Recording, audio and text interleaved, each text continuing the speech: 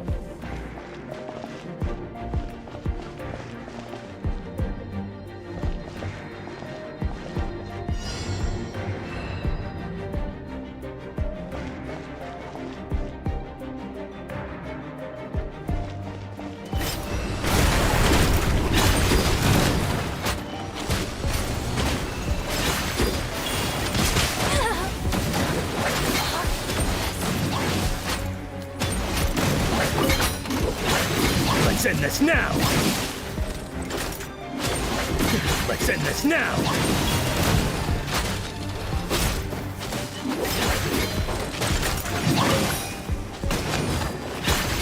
We'll meet again.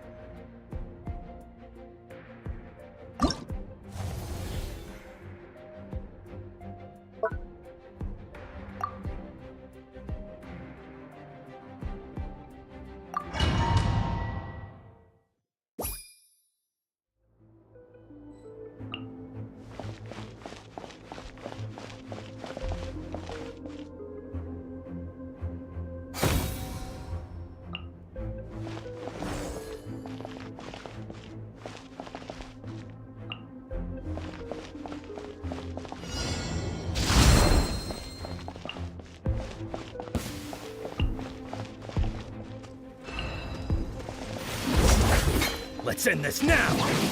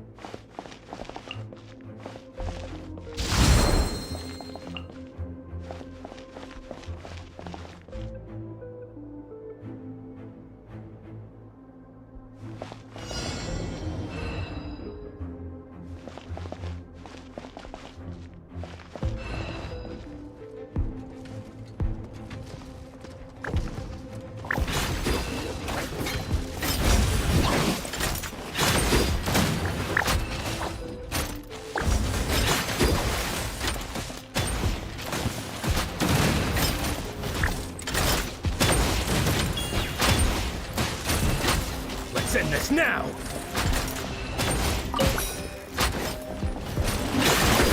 Let's end this now!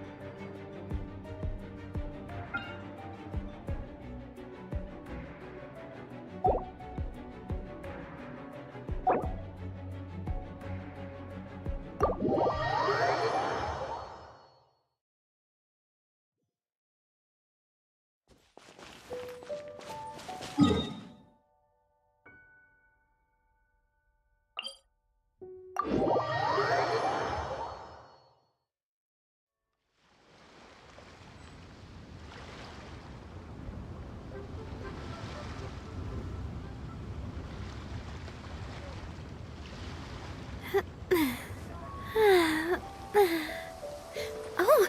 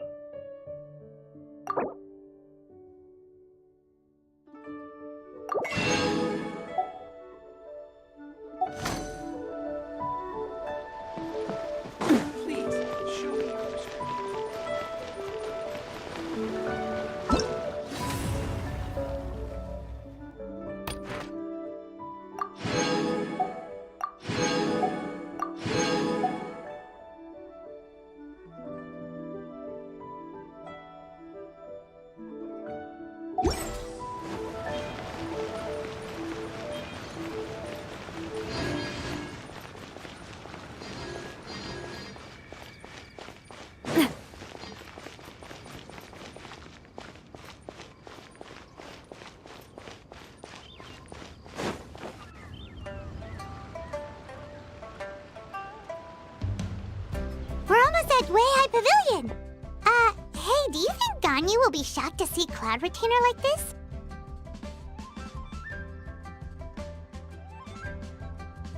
Guess we have no idea if Shenhe and Ganyu have ever seen her in this form before. Wait, where did she go?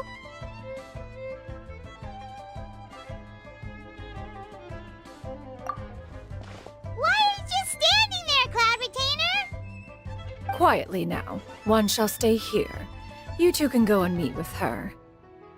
But why? Isn't it better if we all go together? If one were to proudly proclaim one's presence, Ganyu would surely profess herself otherwise unoccupied and drop everything to attend to one's visit. One fears that would only result in her staying up all night to make up for lost time. One does not wish to trouble her. Conversing vicariously via you two shall suffice. Do remember to inquire as to her recent well-being. Again, do not mention one's presence here. Fair enough. Makes sense. All right, then. We'll just pass on your regards and... Cloud Retainer? Oh, busted. Is that lady someone you know, Miss Ganyu? She is indeed. I'm sorry, Huixin, but could we delay the upcoming meeting for a little bit? I believe my schedule today is quite full. Although, perhaps I could move some work to later in the evening. Oh, not to worry, Miss Ganyu. I'll make the necessary arrangements right away. Thank you, Huixin.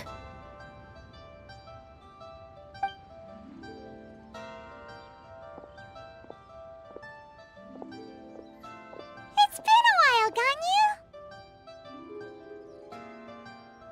Greetings. What brings you here today? And Cloud Retainer, too. It's been quite some time since I last saw you in this form. You are quite mistaken. One is not acquainted with this Cloud Retainer of whom you speak. One is simply a mere mortal passerby. Huh? Seems she's not buying it.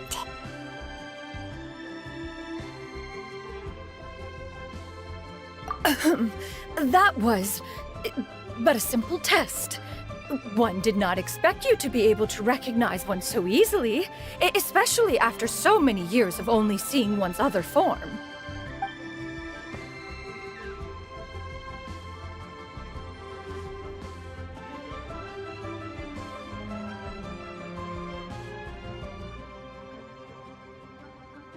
But recognizing you is, my responsibility as your disciple. An apt observation. one was simply passing by while attending to some important business. One thought it would only be fitting to pay you a visit while in the area. Wait, Paimon wasn't aware of any important... Cloud Retainer's right! We've still got something super important to do, so we can't stay here for too long today. Oh, is that so? But it's been so long since we last saw each other. One simply desired to see you and had no intention of interrupting your work. A quick conversation should suffice for today. A more involved reunion should wait until you find yourself less occupied. I understand. That should be fine. While one acknowledges the amount of work that you have to deal with every day, one must also remind you to rest. Though Adepti blood flows through your veins, excessive exhaustion will still cause grave harm to your body. It still makes one nostalgic to see you as you are now, respected and independent. When you were young, you oft begged one to cuddle you to sleep when you suffered from nightmares. Cloud Retainer! Stop! If you insist. We are running short on time regardless, so one will refrain from going into each and every story. Why don't you continue your conversation? One shall simply stand by and listen. Wow, you've been to so many new places since the last time we spoke. If you ever need anything, please just come find me at Uehai Pavilion. Also, forgive me for my presumptuousness, Cloud Retainer, but if you plan to continue appearing in this form, don't you think it'd be helpful to adopt a human name? A human name? Huh. You raise a valid point. Considering the sheer extent of one's renown, Cloud Retainer is surely too recognizable as a name. You really think so? Not that you're not famous or anything, but that famous? You presume to know the extent of one's illustrious achievements. One would hardly think such a thing to be possible. Nevertheless, Ganyu's advice cannot be ignored. From this point on, when in public occasions, be sure to refer to one as Shenyun. Shenyun? I assume that's a reference to the full record of Pristine Pavilion. An adeptus of years past would rise with the clouds and rest with the moon. They were enlightened and wise, free and unfettered. The writer referenced Master's name to describe her carefree and spontaneous nature. Oh, that sounds super cool! Paimon feels like only the most powerful of Adepti could rise with the clouds and rest with the moon. Actually, those lines were originally written to describe Cloud Retainer herself. Huh? Wait, so you're really that powerful? And what of it? Did you truly take one to be nothing more than a bird of bigger than average size? Not exactly.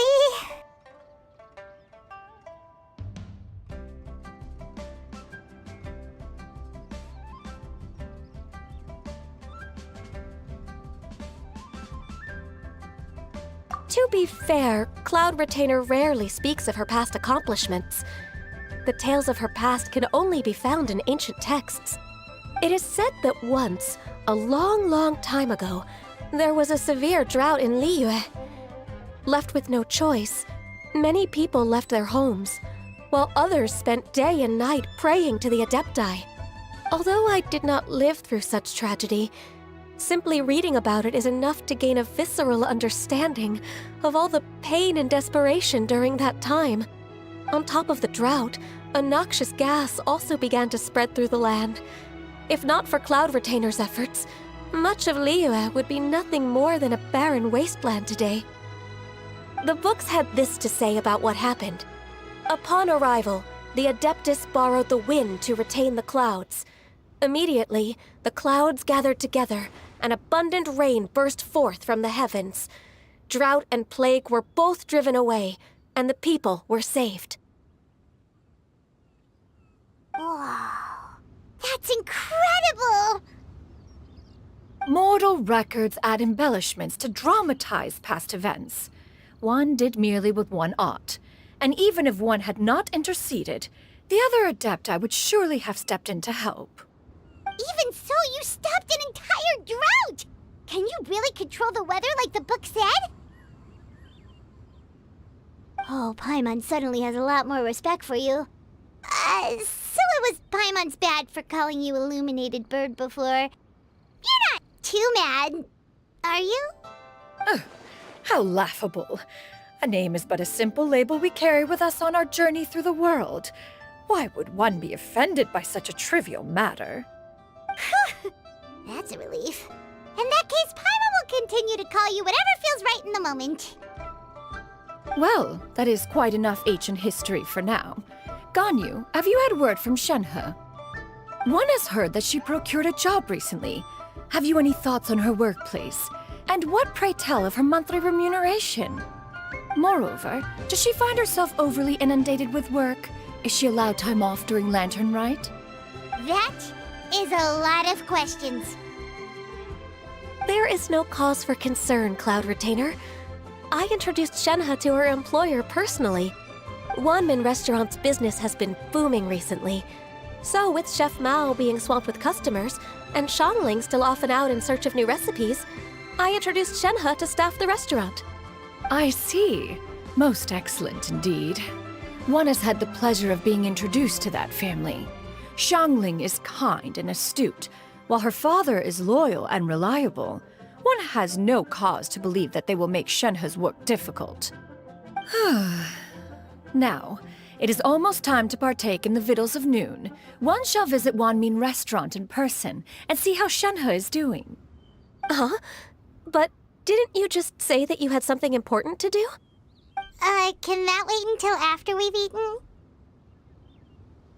You may return to your work, Ganyu. One shall see to this matter on one's own. There will be many an occasion to dine together in the future. One is certain the opportunity shall present itself most readily. Of course, Cloud Retainer. Please take care. Traveler, Paimon, I'll see you some other time. See you around, Ganyu! Whew. Paimon was pretty quick on the uptake there, don't you think? As soon as you mentioned important business to attend to, Paimon realized that you were just looking to cut the conversation short and not take too much of Ganyu's time. Is Paimon right?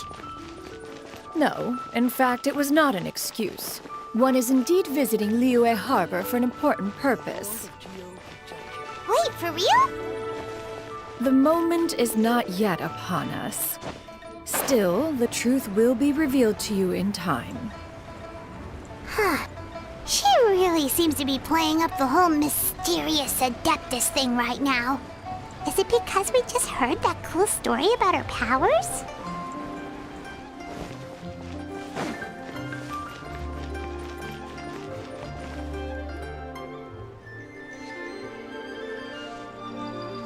You get what I'm saying, right? Yeah, how can I not? Not even fine food is enough to distract from the presence of a fine lady, huh?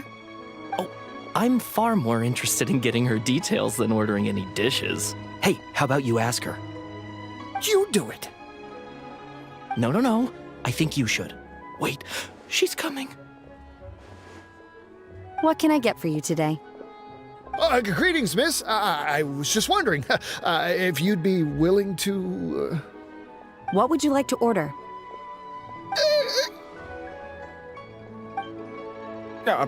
2 servings of Mora meat to go. Good chat. Bye.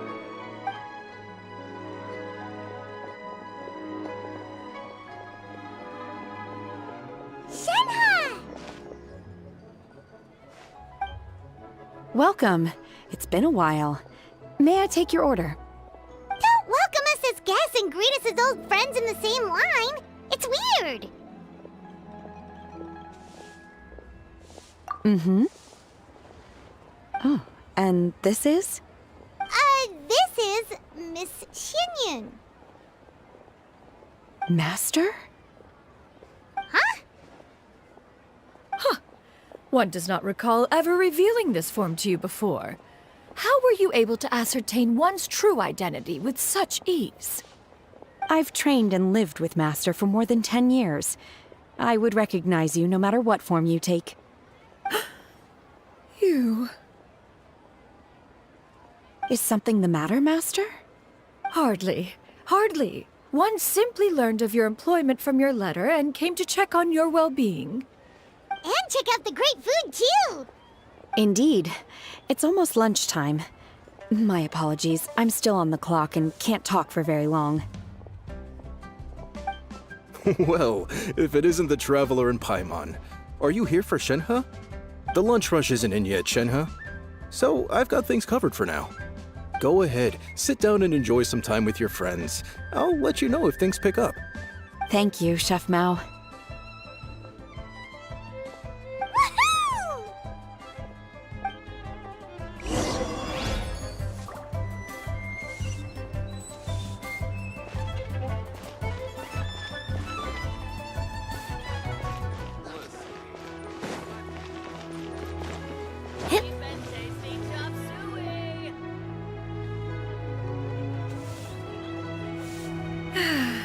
It is just as one expected.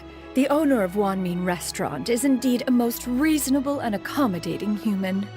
Still, the work here entails dealing with quite a varied group of people. Has this been difficult for you, Shenhe? It's been manageable so far. I sometimes run into strange people, but I have figured out a way to deal with them. Seems like you've been making progress. So by dealing with them, you mean... First, I try to talk sense into them. If that doesn't work, I threaten them with violence. At this point, they usually decide they are in favor of a civil conversation. Oh, how should Paimon put this? Oh, a sensible plan. One is gladdened to see you integrate so well into human society. And you, Master? How have you been? Simply marvelous. Though Mount Outsong has scarcely enjoyed your presence recently, one has hardly found the pleasure of one's own company to be lacking. I see. Just as expected of Master.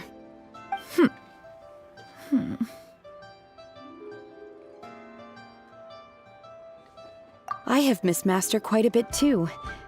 Even though work has been busy lately, I've already had a conversation with Chef Mao about taking some time off soon to visit Master. Oh, you did? Do make note of such matters in your letters in the future. There's hardly a need to keep one in suspense. Whoa, her mood shot up just like that. By the way, Master, since you are in Liyue Harbor, have you had the chance to visit Ganyu? Indeed. She is similarly preoccupied with her work. There was time only to exchange a few simple pleasantries. Ganyu told us the story of Cloud Retainer's name. It was amazing. We never knew how powerful she was before. I see. In that case, allow me to also share a story about Master's past. Oh? Is that a problem, Master? I believe this to be a good topic of conversation. No, not a problem.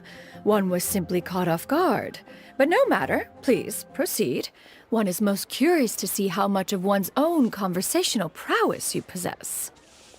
Master once participated in a race against Mooncarver. After Mooncarver lost, he insisted that Master's ability to fly gave her a natural edge in such a contest. In response, Master agreed to forego flying in return for being able to use one of her devices in the race. Mooncarver accepted, only to find Master with a brand new device on the day of the contest. Huh, what kind of device was it? It was a mechanical vehicle made out of iron. What was it called again? Oh, an electro-powered bicycle?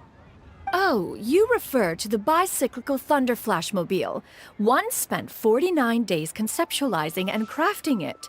It need only be infused with adeptal energy, and it can cover thousands of miles in one day.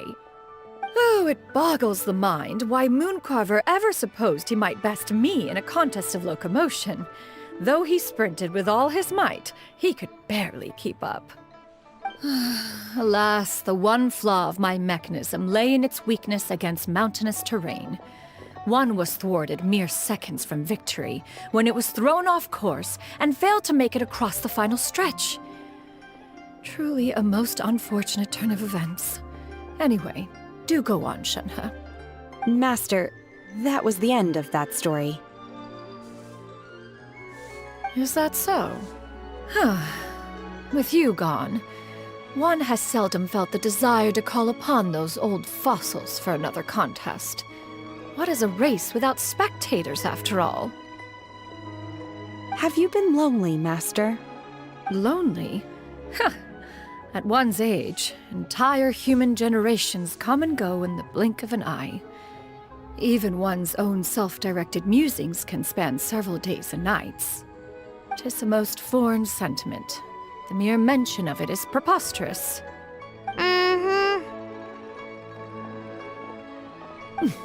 What is the reason for that look upon your face? It's nothing. It's just... Well, Paimon gained a lot of respect for you after listening to that story of you summoning the rain and everything. But all it took was a few words out of your mouth and it's like you're back to being that illuminated bird again. I was just a little bit confused. Which one of the two is the real cloud retainer? To me, they are both, Master. One is the master that's widely revered by the people, while the other is the master that I respect and adore. One finds oneself exalted yet again with sweet words of praise and flattery of a most extravagant nature. You chose to exalt one with your words, yet you refuse to grace Mount Outsong with your presence for any extended period of time. One would almost question the sincerity of your estimations. This is not to say that your words paint an inaccurate picture. One has always lived by a single ideal. Eschew all action and abide by no rule. One does as one pleases and speaks as one pleases. Others may critique or praise as they see fit, yet one places little weight in such judgments. She got what, 2 sentences of flattery from her disciple, and it's as if her ego is about to burst. Do you have any empty tables?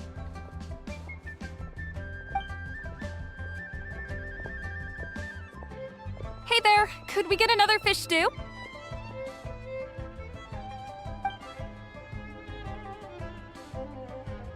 I'm hearing more guests come in. I should get back to work. All right, good luck with the lunchtime rush, Shenhe. I'll try my best.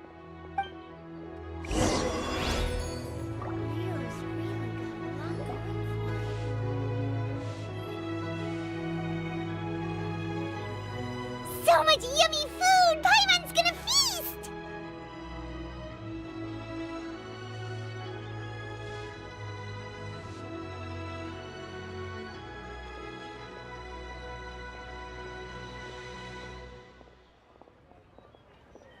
One is fond of all kinds of delicacies and delights in a multitude of flavors. The dishes here demonstrate no shortage of culinary skill. Their unique flavor profile has left one more than satisfied.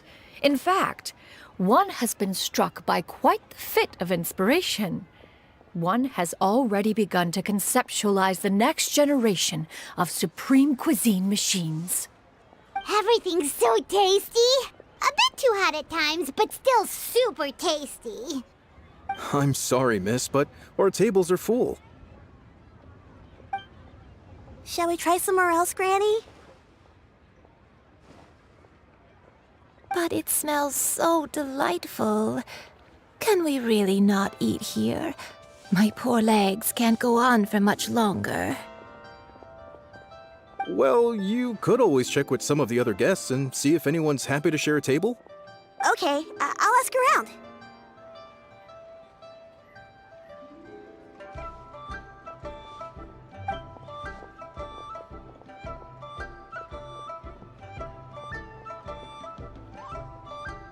Excuse me. Would you mind letting us share a table with you? There are no empty tables left, so... Ah, well, Paimon doesn't wouldn't mind. What about you guys?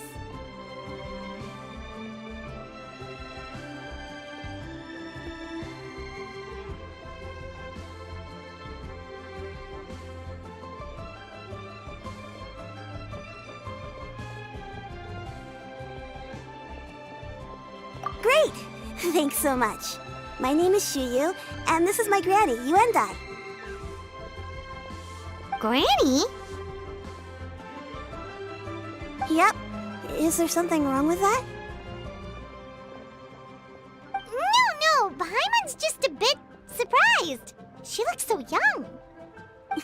Yeah. A lot of people compliment Granny on her youthful looks, but she's actually much older than she appears.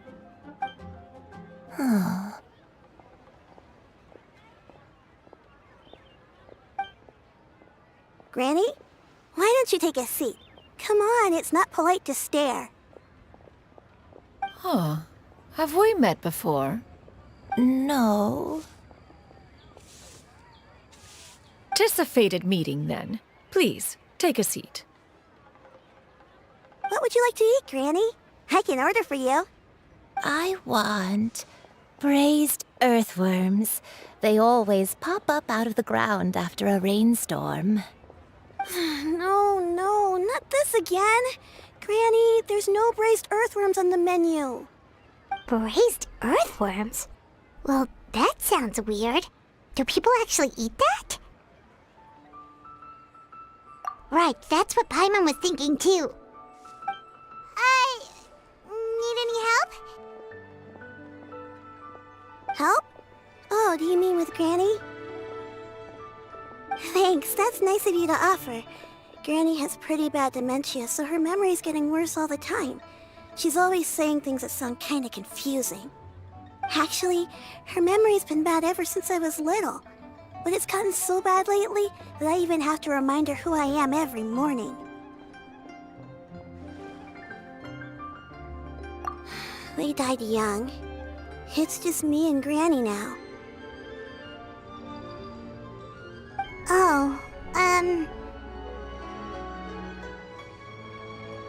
But it's okay. Don't feel bad. Granny loves me a lot, and I love her a lot too. Sure, it's hard at times, but you just gotta make the best of the life you've got. Wow, you're really tough for your age, kid. You're too kind. And me? Oh, what about me? You're tough too, Granny. Plus, you're really gentle, and you're always there for me. Yes, and it's hardly as if I forget everything. I still remember the important things.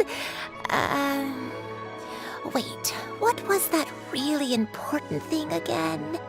Ah, I remember now. It was a dream. I had a dream where everything was dark. Someone was standing in front of me. She told me to come and find her, and that once I'd found her, I would be free. Huh? That sounds super important. But how come you've never told me about it before? It was just a dream, so I forgot about it. But I'm in a good mood now, and somehow I remembered it again. You know, I believe I've had this dream a great many times. But just how many times have I had it? Now that I do not remember. Wait, so you have a reoccurring dream where someone's talking to you? That sounds spooky. Oh, does that mean you're possessed?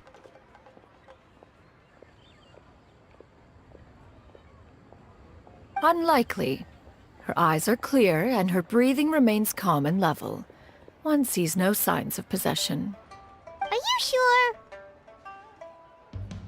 Who do you take me for? Is one not an adept? Am I not an expert? You're right. Paimon almost forgot you're the expert. In that case, do you still remember what the person in your dreams looked like, Granny? Not anymore.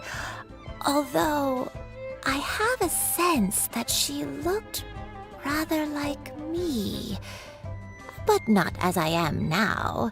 My younger self. A younger version of Granny?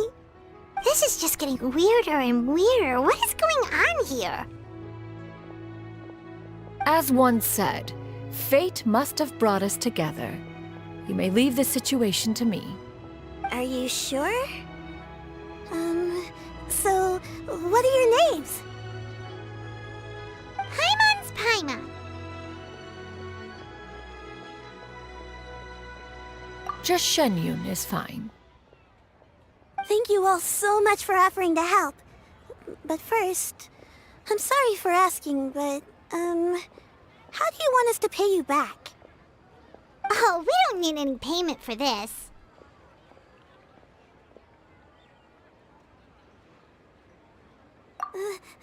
Thank you so much. You're welcome. But Miss Shenyun, what exactly can we do to help out this granny? All we have to go off is that dream. Where do we start? That is elementary. Since her dreams portray her younger self, then we shall retrace the steps of her youth. Once we have revisited those places, her memories will likely return. Sounds like a plan. So, Granny, do you remember which places you went to when you were young? Why, of course I do. The heavens above, the earth below, the wispy clouds, and the emerald mountain streams. Okay, taking that as a no. I might have an idea. Once, when I was really little, my dad told me that Granny used to be a martial artist heroine who saved loads of people from a disaster.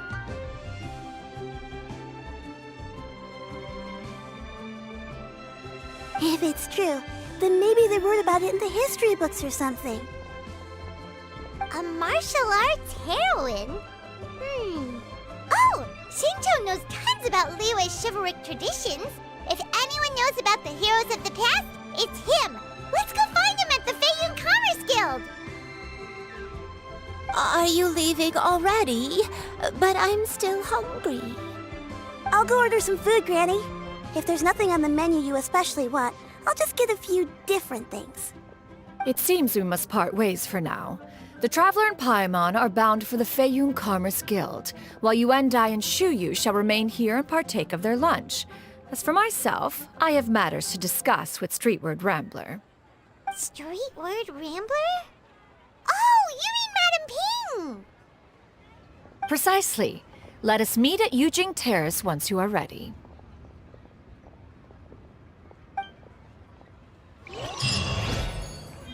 For this price, the food is unbelievable. Always wanted to try this place. Today is my treat.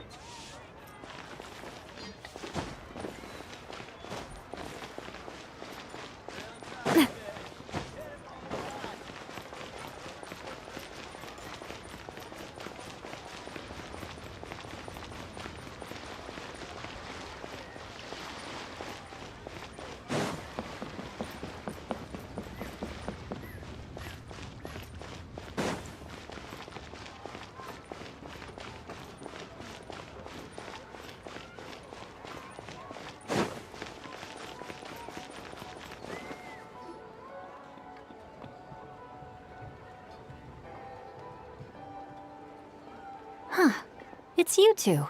What brings you here? Shincho! Great, we found you! We wanted to ask you about something.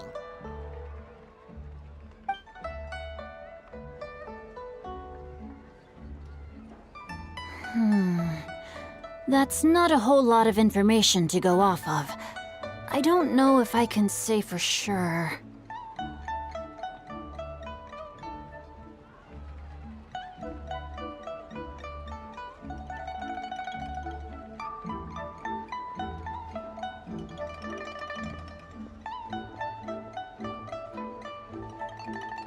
I can't pinpoint her identity from your description alone.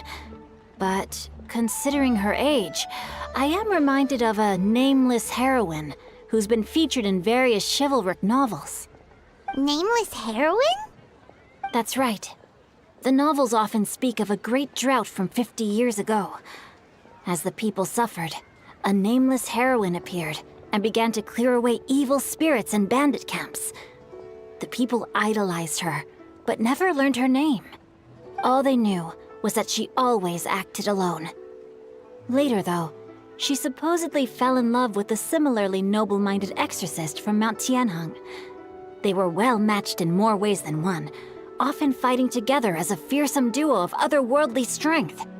After the drought ended, the heroine and the exorcist left the public eye and began living a reclusive life in the mountains. All that remained were tales of her incredible accomplishments. The way this nameless heroine faded from fame into obscurity later in life is not too dissimilar from Miss Yuendai. I hope that's somewhat helpful. Thanks a lot, Xingqiu. We knew it'd be worth talking to you. It's nothing at all. Just something I came across while reading. I did do a bit of extra research on her story, but it was just out of personal curiosity. Well, Paimon still thinks that's super cool.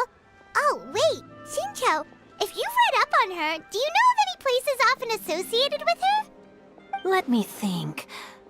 In the novels, the nameless heroine always appeared near one of 3 places. Wangshu Inn, the area just north of Jueyun Karst, and Qingyun Peak.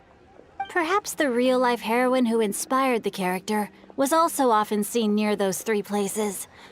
That would explain why those locations appear in the various novels written about her. You're welcome. To be honest, I found some parts of the story confusing when I first came across it.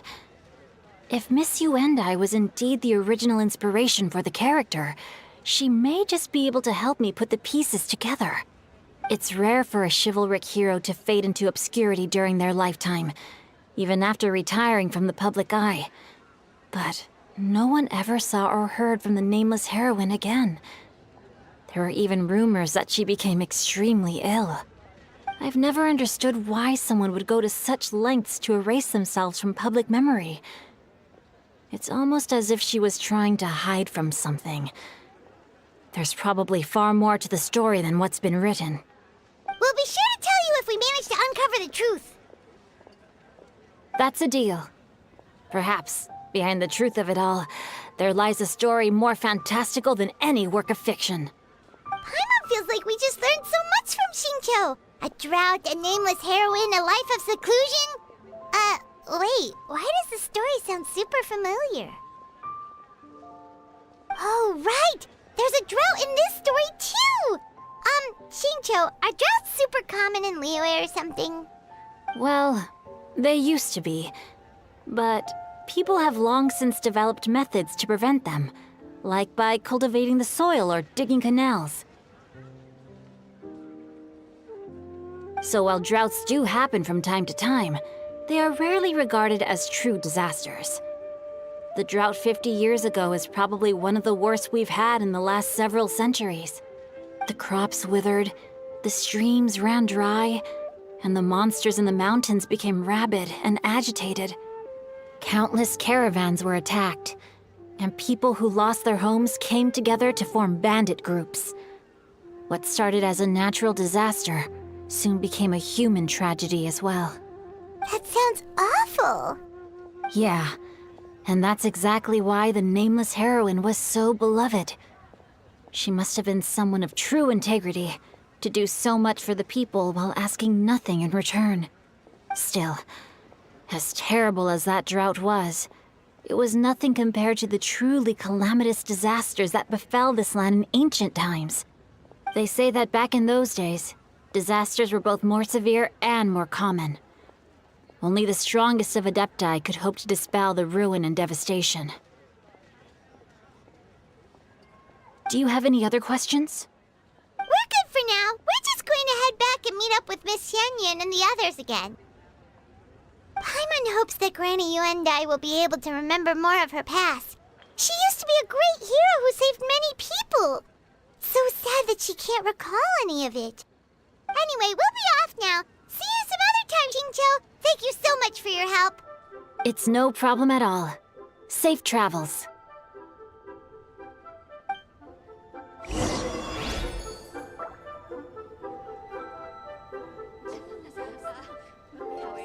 I can't wait to see my adorable daughter again.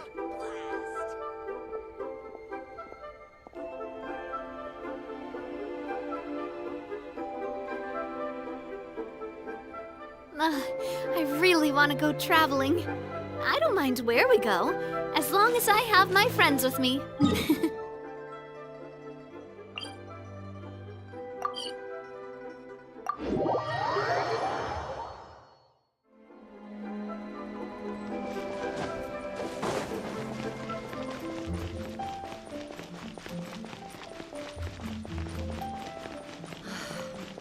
What goes on in the minds of a Tishi?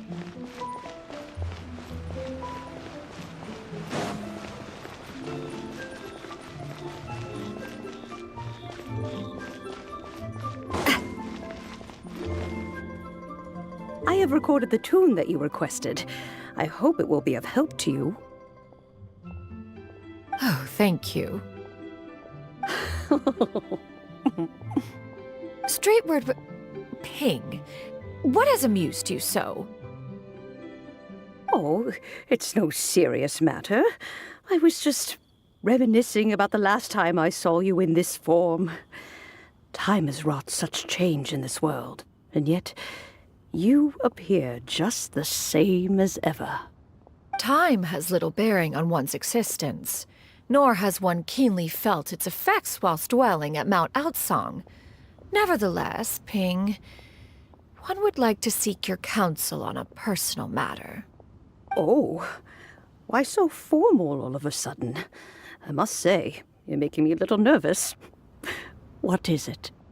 Well, the inquiry is as such. Approximately how much more would one need to afford a comfortable life in the harbor, not unlike the one that you yourself lead? It does not require as much as you may think. Still, do you mean that... Cloud Retainer, Madam Ping! What are you two talking about? Nothing save for some trivial matters. Have you unearthed any useful details?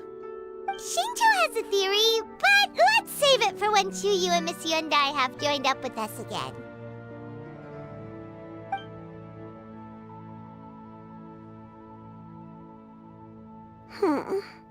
Do not be troubled, young lady. Here, have some tea. Thank you so much. What do you think, Chuyu? Does it match up with what you know of your granny? According to the story, the nameless heroine eventually fell in love with an exorcist from Mount Tianheng. Maybe that's my grandpa. I don't have many memories of him, but there was this one time I found a box in our attic full of a bunch of weird sigils.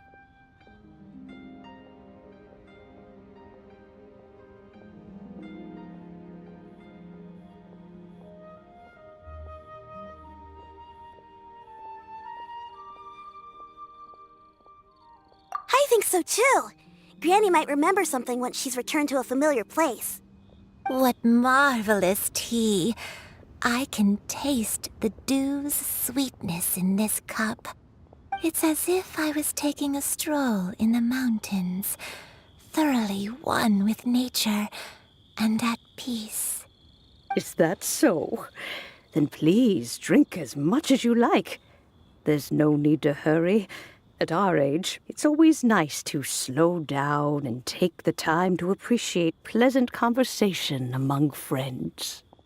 Thank you.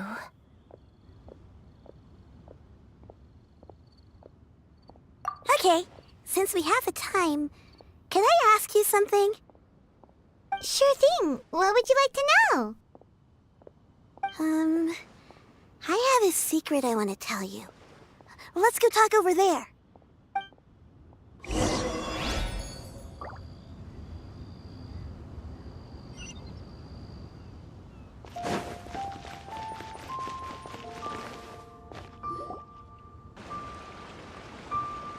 What's wrong, Chuyu? Well, I've been kind of meaning to ask ever since we started talking in the restaurant, but are you guys all adepti in disguise? Oh! About that.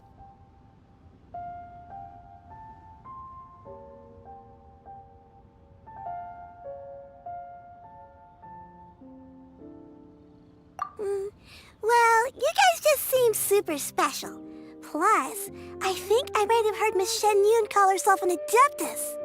Oh, must have been a slip of the tongue. Shen Yun, since you were the one who, misspoke, maybe you can explain to Shuyu here what you really meant by that. One is indeed an Adeptus. Is that of some concern to you? Huh? I knew it. Well, one time when I was a little kid, I saw a pure white illuminated crane. I had this super high fever, and Granny wasn't around. I was feeling all icky and gross. But then this snowy white crane flew down from the sky. She put me on her back and flew me to her cool Adeptus house and fed me some sort of magic potion. When I woke up, I was already back in my bed and my fever was gone. I really wanted to thank her, but I was too sleepy to stay awake, so I never got the chance. So, I just kind of wanted to ask if maybe any of you have ever met an Adeptus like that? A pure white illuminated crane? The only two we've ever met are blue and white and black and brown. Have you ever met one that's pure white, Cloud Retainer? Never has one met an Adeptus with such features. One surmises such a description is but a hyperbolic embellishment that oft results from narrative accounts. That's weird. Was it really just a dream then? Well, even if it was just in my head, it doesn't matter that much anyway. All I really want is to help Granny recover her memories. I'm really grateful for all your help. Leave it to us! Now that we know the 3 locations, we just need to visit them one by one. Let's go to Wangshu Inn first. Okay, I'll go get Granny.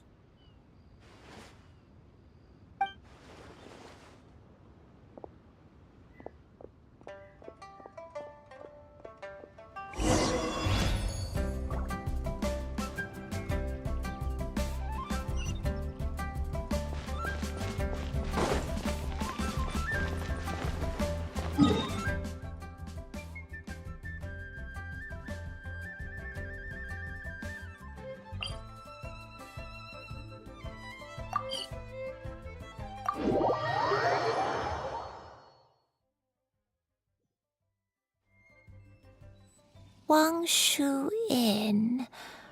Wangshu Inn. Do you remember this place, Granny? Yes. The fish here is very delicious. And if you look out into the distance, you can always spot a bird that's been left behind by its flock. I believe I used to have a room here. It had a window. Yes, I spent a lot of time looking out that window. Which room was it again? Let me look. I'll come with.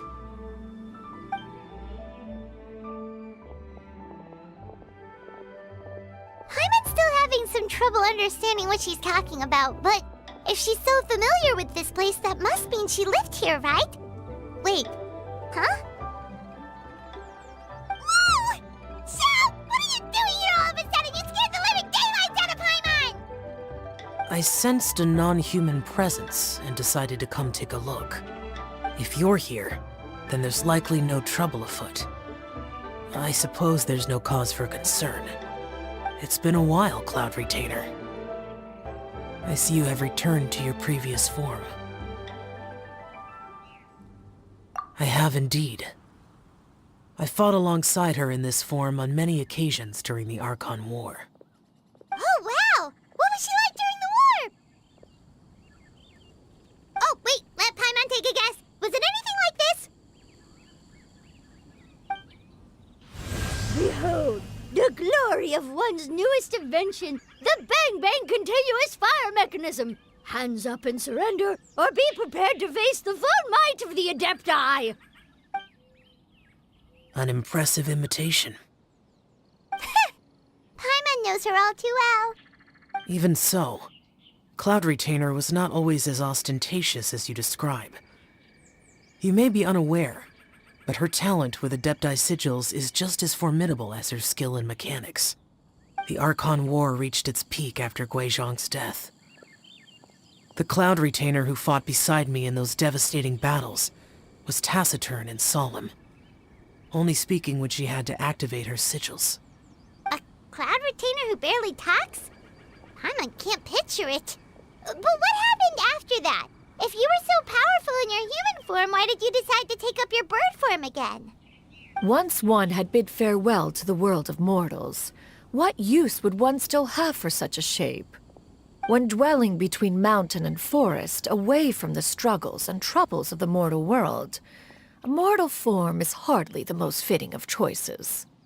After the war, Cloud Retainer retired to Mount Outsong, only revealing herself to the occasional visitor, and always in her avian form.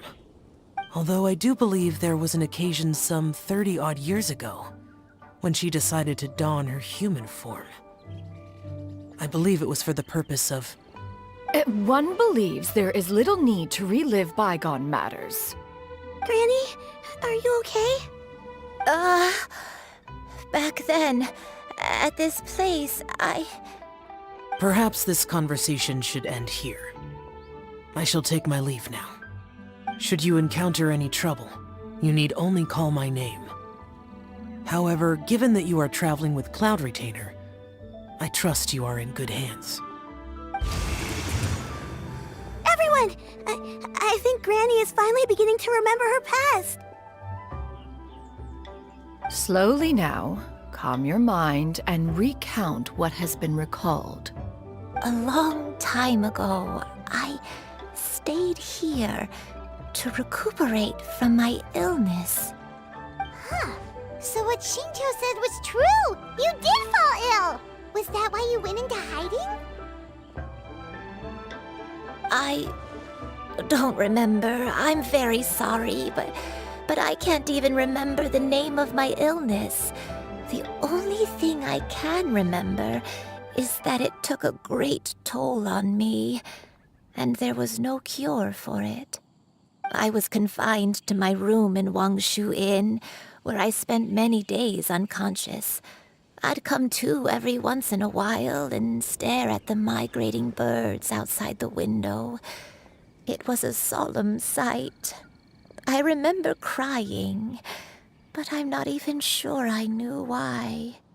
One day, I met a traveling merchant. Upon hearing of my illness, he sold me a bottle of soul-revitalizing tea pills. He told me that the pills were concocted using Adepti blood and could be used to alleviate my symptoms. Sure enough, I made a full recovery. My illness remained dormant for several decades after that.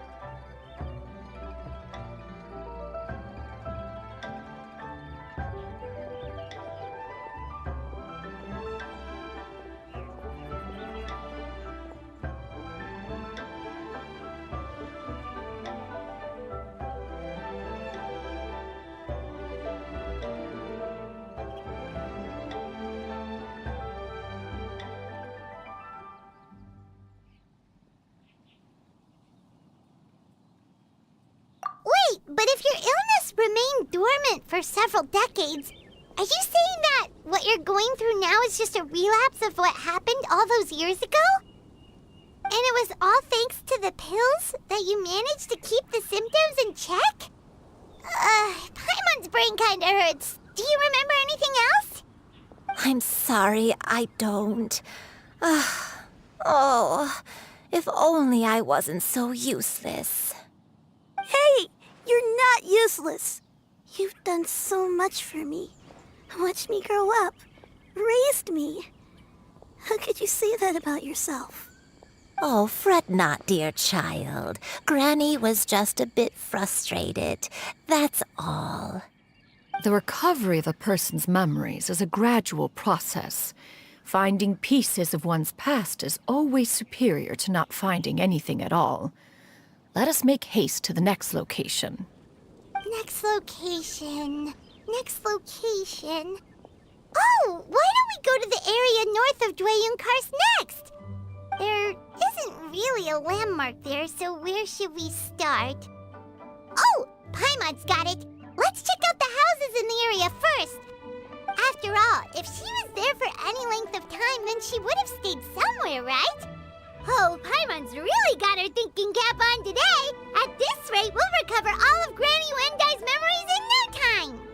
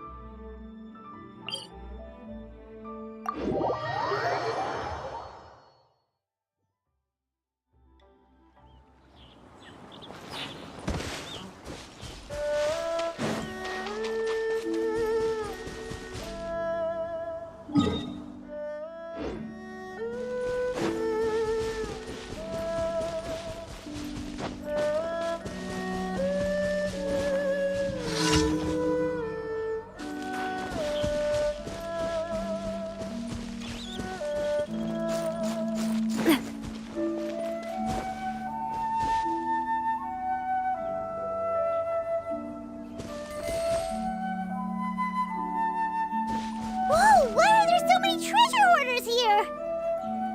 Guess it's time to round up some bad guys. Steady as stone, as a good knight should. Feel the beat!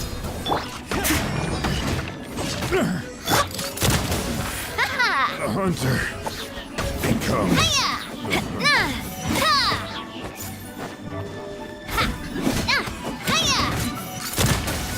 You're open. Coming at ya! Do you remember anything about this place, Granny Wendai? Let me think. I feel like I've been here before, but I don't think I stayed here too long. I might have just rested here briefly before continuing on my way. Got it. That's okay. There are still plenty of other places we can check. Wait a second. If I remember correctly, I believe I brought... Ah, yes. I brought some sweet snacks with me. Go on, take some. You need to eat a lot if you want to grow big and strong.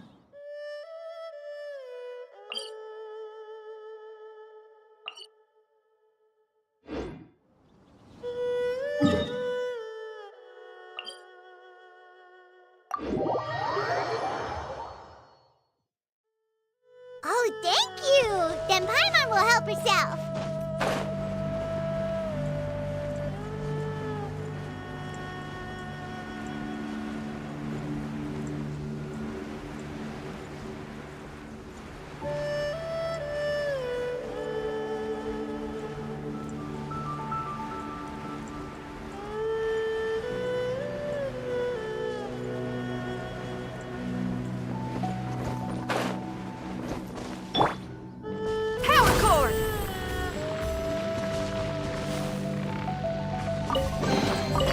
Oh, this rocks!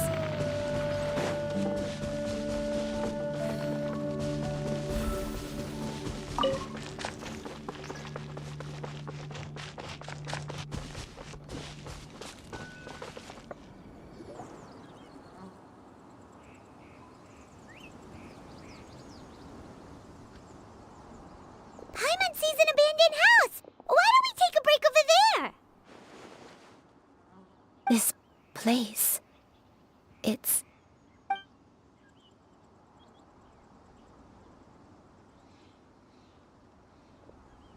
Did you remember something, Granny? I remember. Shuyu. This is where your father was born. It was a moonless night. I had been injured, so your grandpa was supporting me. We fled together with some being in the fog behind us in hot pursuit.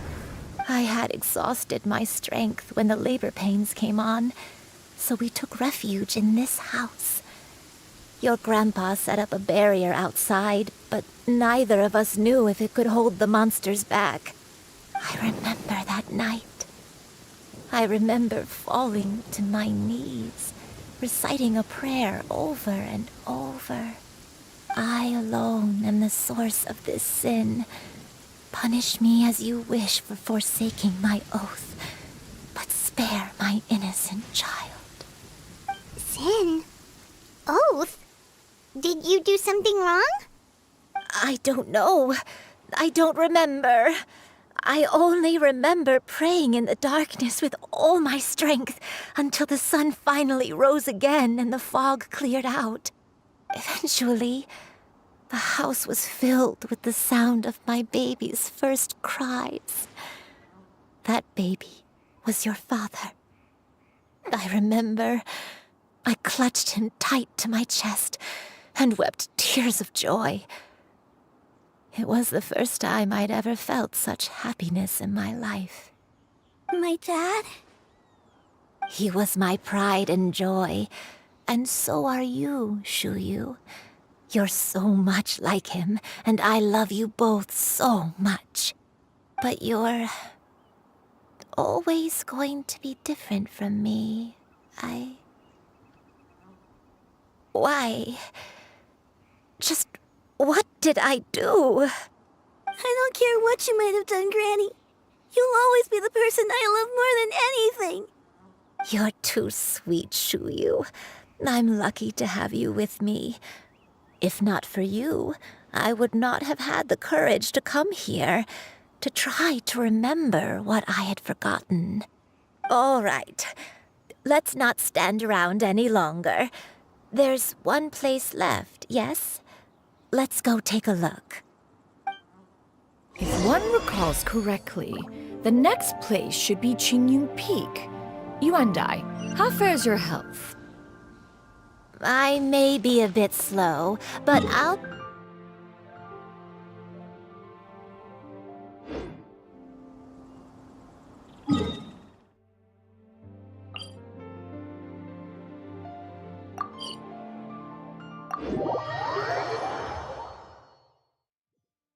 Climb on, I shall carry you to the top. Oh, such lightness of weight. All those who grow old grow frail in the end, do they not? First, you lose your memory, then your health. Eventually, you end up losing everything. My only wish is to depart this world with a lucid mind. We're finally here. Does this place feel familiar to you, Granny Yuandai? Let me see...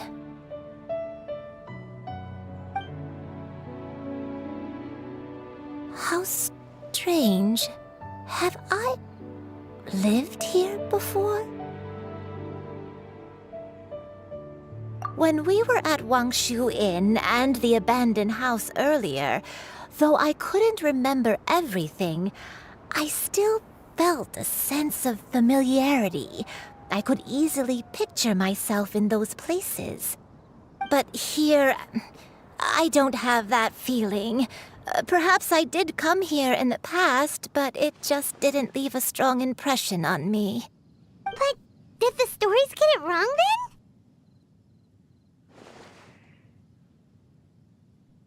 Yeah, that's true. But they're also the only thing we have to go off of. Paimon was hoping this place would jog Granny Yuandai's memory just like the others. I'm sorry to disappoint you two. It's all right. We're not going to give up yet. We'll figure something else out. Just you wait. Thank you. If only I could remember. Huh? That way. What's that mountain? Oh, let Paimon look! Huh? Isn't that Mount Outsong? Looks like we've come full circle.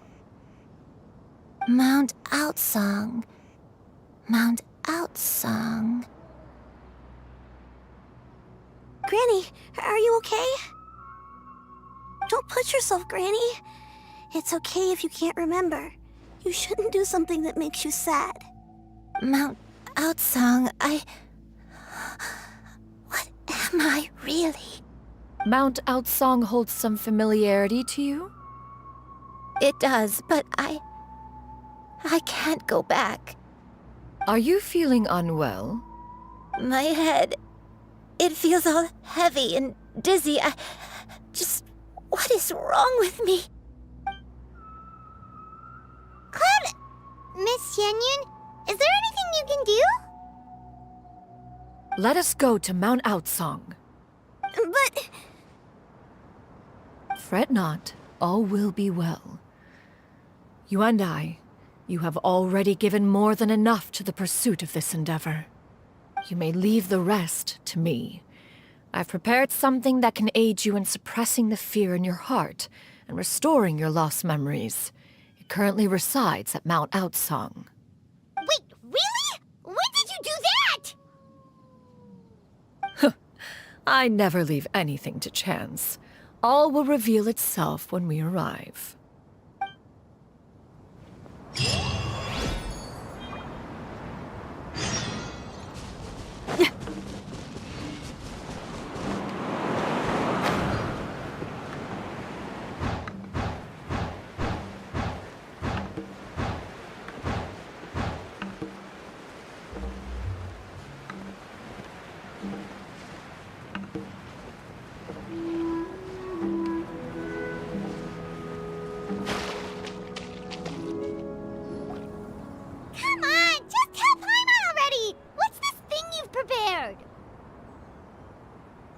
Here, this is it.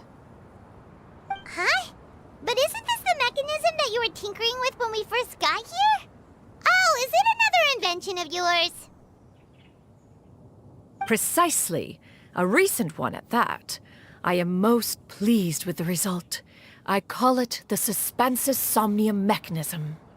It periodically releases a soft breeze, which when paired with a gentle adeptal tune, can help the listener subconsciously relax and even enter a semi-hypnotic state. Soothing agitation and anxiety, relieving exhaustion and insomnia, its potential uses are numerous indeed. And of course, it can also aid in the recovery of lost memories. Whoa, what a cool gadget! But if you had it all along, why did you keep it to yourself until just now? We could have come to Mount Outsong right off the bat and saved time on a lot of floating. How preposterous.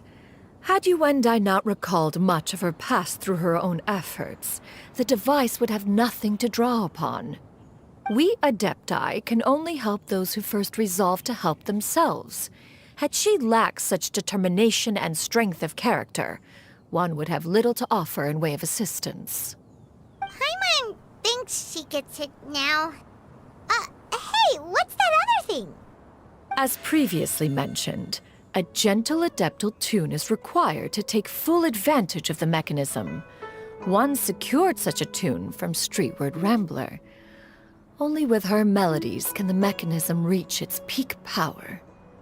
Whoa, Paimon can feel what you mean. Paimon's body feels light as a feather. It's as if she's lying down on a warm patch of grass after a super satisfying meal. And you and I, is the mechanism helping you to relax? It appears she has already succumbed to the depths of reverie. Come, join one on this side. We shall give her some time to herself.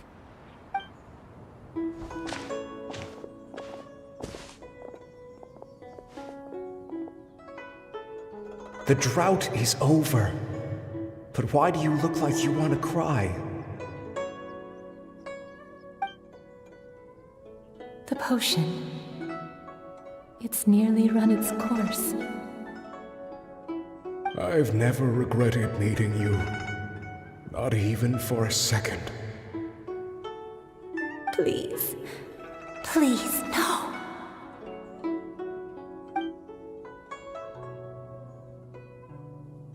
Have you forgotten? This is the world you left behind. One of gentle breeze and morning dew, perfectly straddled betwixt the realms of heaven and earth. This is your home. This is where you belong. You should have never left. The you of the past, the me from not that long ago.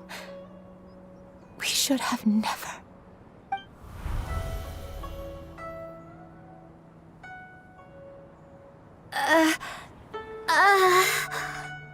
So that is the truth. No wonder this place is so familiar. Granny! Granny, are you okay? Cloud Retainer. Your memories have returned? Wait, did you just call her by her full name? Does that mean you already knew each other? Yes. I now remember everything. Everything. Granny, please don't cry. I'm here. I'm here. Oh, don't worry, my dear child. Granny is fine. I'm so sorry, everyone. You've gone to so much trouble on my behalf. It's all come back to me now. The most important thing that I had forgotten was the truth of what I once was. One can sense the guilt that now plagues your conscience. Reclaiming a truth long buried is sure to come with a myriad of complex emotions. Perhaps one should recount the story on your behalf while you compose yourself. No, it's okay. Now that I've remembered, I must face my memories head on. Shuyu, everyone, I cannot thank you enough for all your help. I'm ready to tell you my story, if you're willing to listen. Please, Granny, don't force yourself. What happened in the past doesn't matter. I love you more than anything. Nothing you say can change that. I know, dear child. My feelings for you are exactly the same. It is for this reason that you deserve to know the truth. Some time ago, I made a terrible mistake. One for which I could never atone. Is this the sin that you mentioned in Joyun Karst? What happened? I am, in truth, not a human being. My real form, one that I held for centuries, was that of a wild crane. I spent many, many years living on Mount Outsong, bathing in the soft breeze and drinking the sweet dew of the mountains. At some point, I somehow gained wisdom and sentience. The Lord of the Mountain, Cloud Retainer, became aware of my existence and began to share many stories with me. She even passed on the secret of cultivation to me. Though she never took me on as a formal disciple, I always saw her as my master. Whenever she took out her tools to work on mechanisms or new inventions, I would also stand next to her and watch. I even contemplated completing my training and becoming an adeptus in my own right. I followed her teachings, and time gradually passed us by. Until that fateful day 50 years ago. 50 years ago?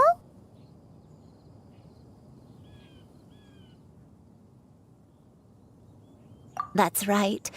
Master regaled me with many stories of her past deeds.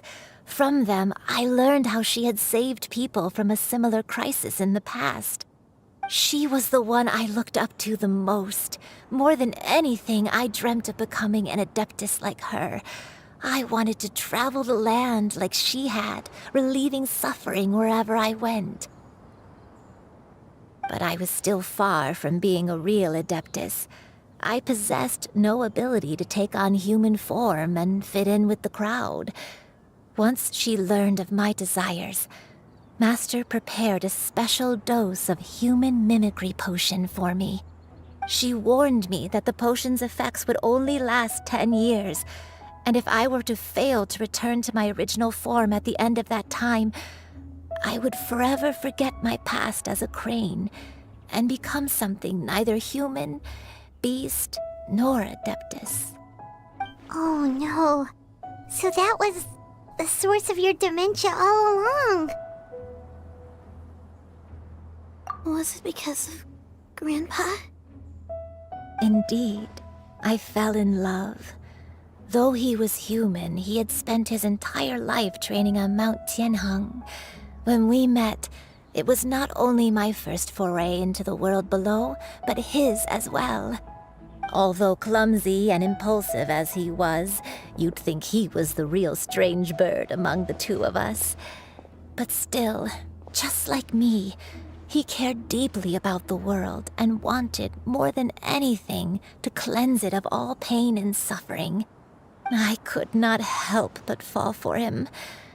But my time continued to tick away. Those 10 years passed by in a flash. Yet I did not want to leave his side, so I...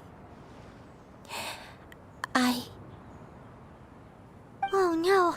What happened next? I committed an offense. I wanted to stay with him, even if it meant living a life full of pain and suffering, even if it meant that I would eventually turn into a monstrosity. I knew I had betrayed Master's hopes, but I was too ashamed to face her. So I wrote her a long letter instead and asked someone to leave it outside her abode. I was convinced that she would not support my decision, and I lacked the courage to speak to her face to face. In my shame, I fled and tried to hide from the world, such that no one would be able to find me again.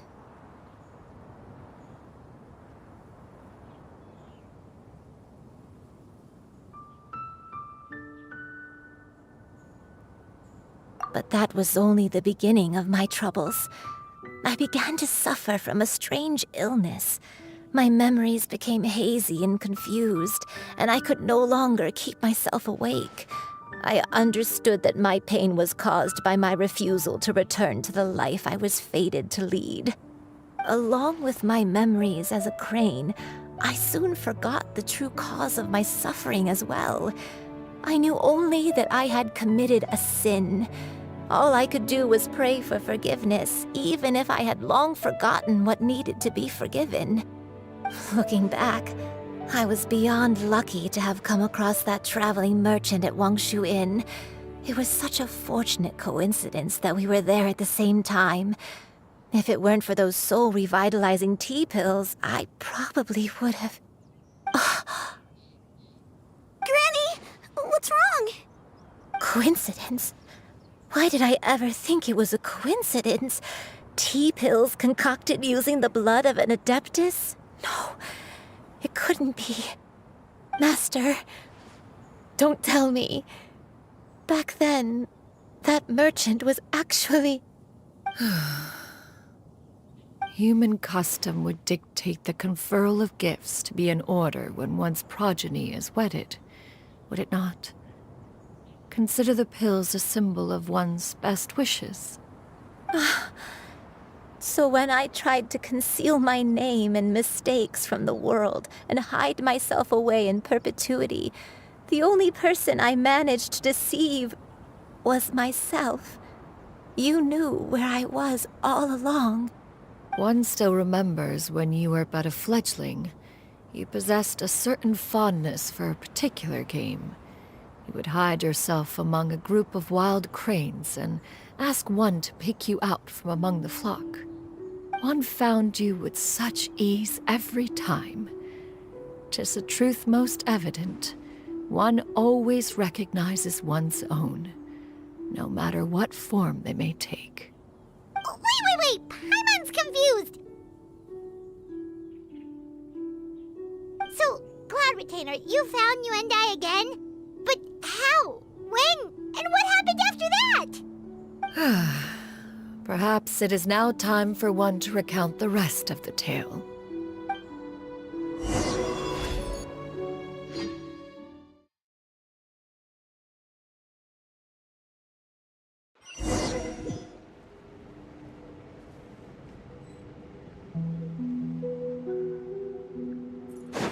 One was furious upon receiving your letter. Seized with anger, one set out to bring you to your senses.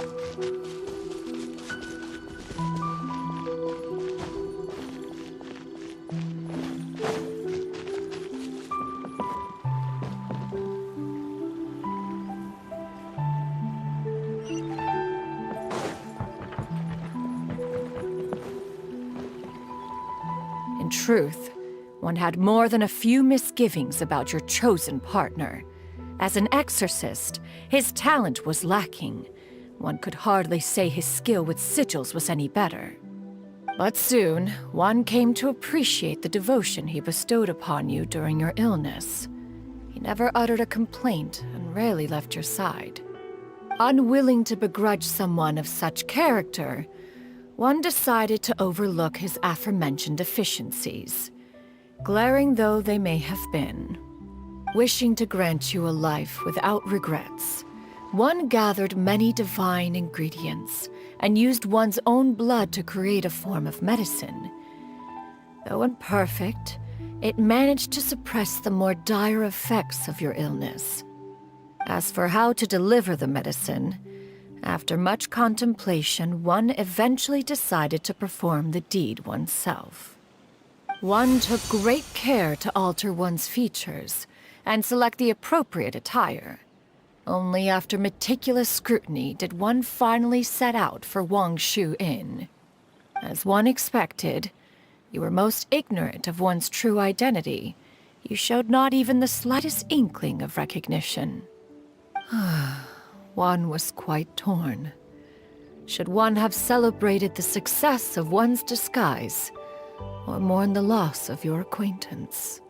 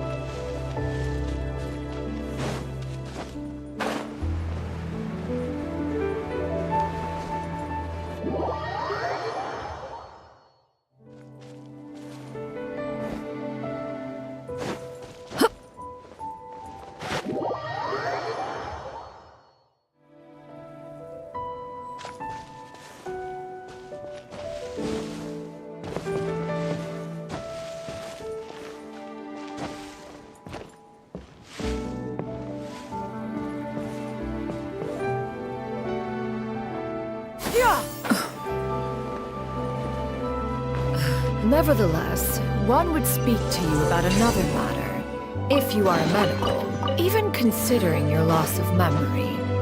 One was simply flabbergasted that you could so easily forget the consequences of consuming medicine infused with adeptal blood. Its proclivity to attract monsters is hardly that complicated of a concept to remember. To think that you tried to travel while weak from sickness and heavy with child. Had one not intervened to clear the fog, all of you would have been lost during the night.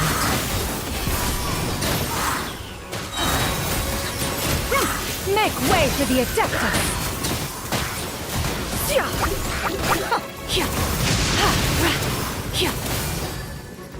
Skyward!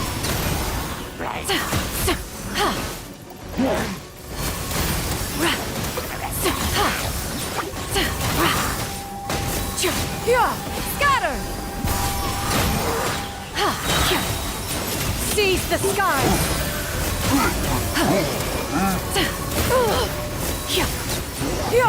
Skyward!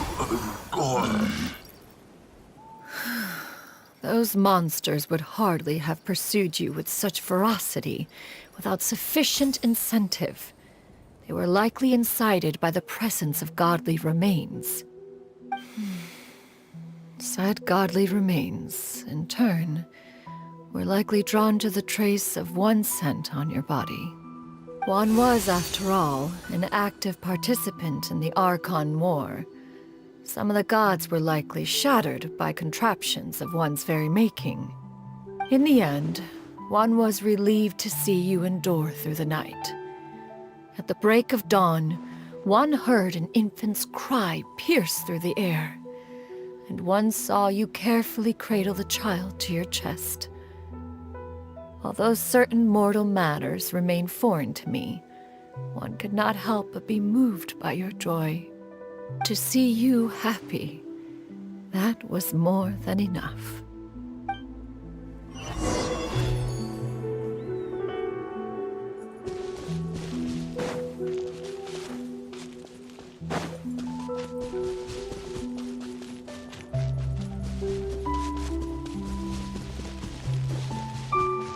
Now you should have a complete understanding of the events. Wait!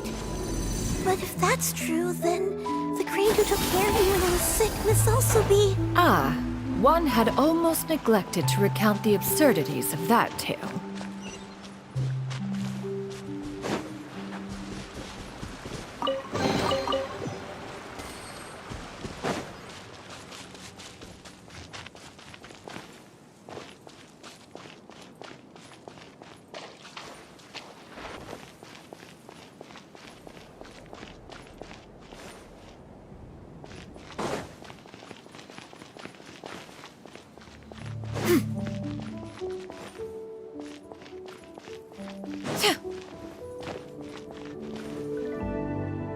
Just as you and I troubled one with her antics, so did you give one many a headache. Upon finding you burning with fever, one made plans to bring you back to one's abode for treatment.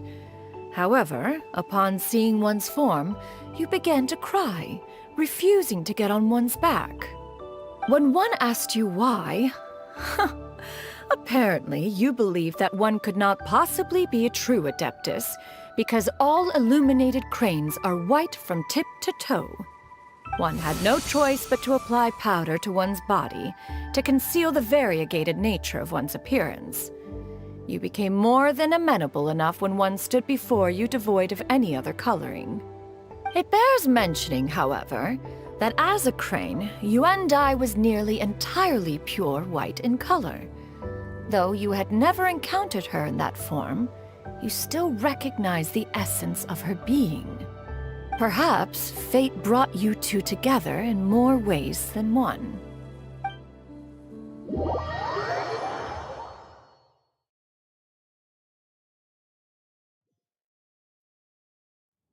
Now all has been revealed. One owes you an apology, you and I. One recognized you upon your very entrance into Wanmin restaurant.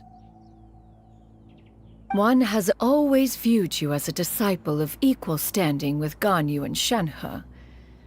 Indeed, one wished to bring your story to a satisfactory end with this visit to Liyue Harbor. Still, one could not reveal your identity right away. Had one simply informed you of all you had lost, all those cherished memories would merely have become the fictionalized account of another. Memories are most meaningful when recalled by those who lived through them. Would you not agree? Even if the process was painful and arduous to experience. Have you any further inquiries? Master, I must ask. If you found me all those years ago, why did you leave me be, even though you knew about my mistake? Why did you not bring me back to Mount Outsong by force? One has never regarded your action as a mistake. It was a simple choice, nothing more. When it is time for one's progeny to leave the nest, it is the responsibility of an elder to let them fly free. Yet, when your wings grow weary and the night grows dark, just know that you always have a place to which to return. 'Tis a refuge referred to by many a name in mortal writing. Home, nest, haven. Whatever its denomination may be, its essence remains quite unchanged. One speaks, of course, of a place not unlike one's own abode. One's disciples are free to come and go as they wish, yet the door remains forever open to those who wish to return. One rather hopes you count yourself among them. Thank you. Thank you so much. You and I. One expects you too have sensed the rapid deterioration of your condition as of late. Have you not? 40 years ago, you chose a path without a future. Though one used one's own blood to provide you with a few decades of extra time, it merely delayed the inevitable. One may have extended the path, yet one was unable to alter its final destination. Even the power of an adeptus has its limits. Had your condition continued to deteriorate, you would have forgotten your life as a human entirely. In the end, you would have turned into a creature lacking in the ability to even comprehend its own monstrousness. Fortunately, you were able to avoid that scenario by reclaiming your memories. Though one sped the process along by providing some guidance, the result is entirely a reflection of your own effort. So, what's gonna happen to Granny? One will help her reclaim her original form as a wild crane. If it be fated, she may recover her sentience one day. She's gotta go back to being a regular crane, huh?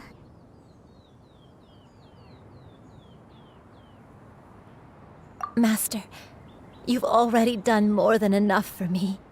I don't know how I could possibly repay your kindness. This is a better result than I could have ever hoped for. How much time do I have left? Not long. The transformation is imminent. Granny, please don't leave, okay? You're all I have left. Please. Don't be sad, dear child. Granny has led a wonderful life. My only regret is having to leave you behind. Don't forget to eat well, okay? A growing young lady like yourself needs lots of good food to grow big and strong. Promise Granny you'll take good care of yourself when I'm gone. I promise, Granny. I'll do whatever you say. Good girl. Good girl. Don't worry. It's not goodbye forever. Granny's gonna become the most formidable crane in all of Mount Outsong. Granny will train day and night. I won't stop until I can turn into a human without having to rely on anything but my own power. When that day comes, we'll be able to live together again. You and I. How's that sound? Good. That's a good girl. Even though we won't see each other for a little while, as long as we both work hard, we're sure to meet again someday. I'll eat well, Granny. I promise. And I'll wait for you, no matter how long it takes. I'll wait for you to come back. That's a good girl. Then Granny really has no more regrets. I'm so sorry, Master. Thank you for everything.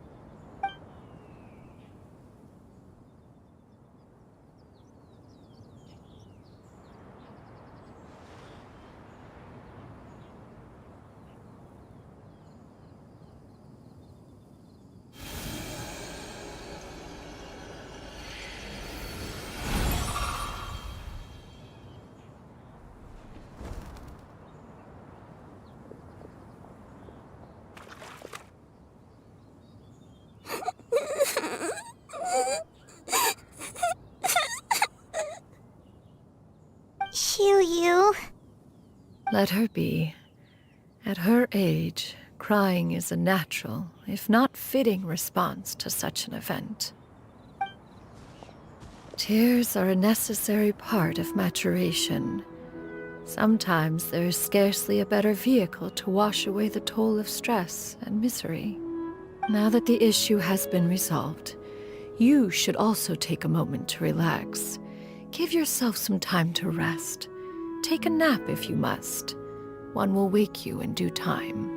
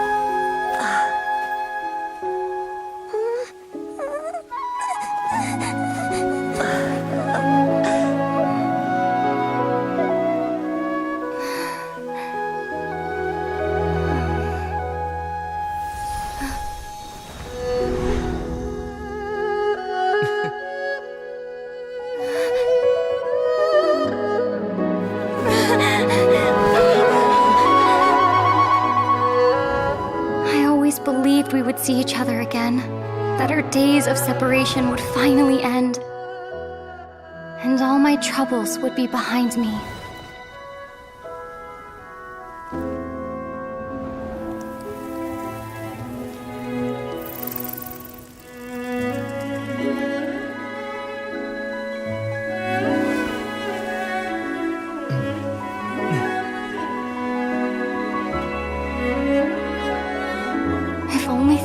Stay this way forever.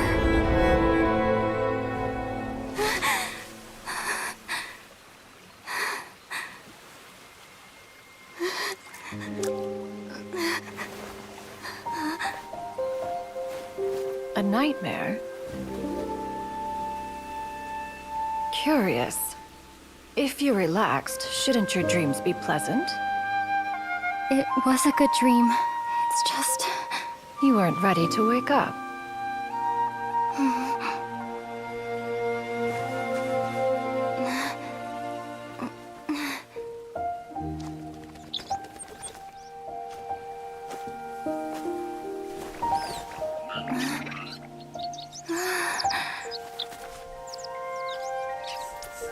Eloquent as one may be, words of comfort are not one's strong suit.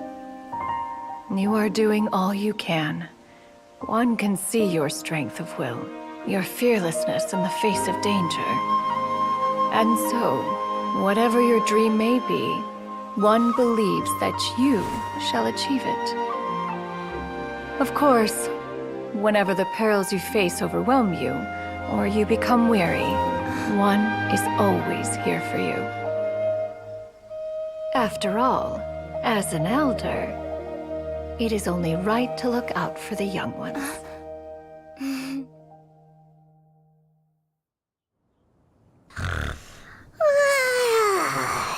Grilled chicken drumsticks. Huh?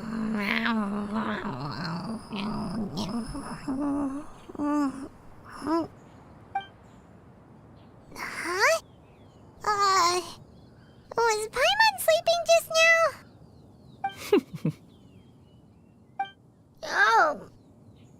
Oh, Paimon wasn't talking to you. Paimon had a dream about eating grilled chicken drumsticks, that's all. Madam Adeptus? Oh, Shuyu, you're awake. How do you feel? I feel a little better. Thanks. I know I'll see Granny again someday, so I don't feel so sad anymore. Madam Adeptus, could I ask you something? Would you take me in as a disciple? Oh, and have you reasons for this sudden interest? I know Granny thought what she did back then was wrong. She felt really bad about it. But without that mistake, I would have never been born. Even though Granny lost her memories, she never forgot to show me how much she loved me. So, I thought maybe one day I could become a cool Adeptus like you and help a whole bunch of people, just like Granny wanted to do. Upon some reflection, one supposes you are no mere mortal. The fact that Yuendai's blood flows through your veins is proof enough of that. If this is what you desire, one shall make it so. Thank you so much, Madam Adeptus. No, I mean, Master. Chuyu, are you sure about this? Paimon's gonna let you in on a little secret. We've seen Cloud Retainer's 2 other disciples, and they pretty much eat nothing but bitter herbs like chin-chin and violet grass.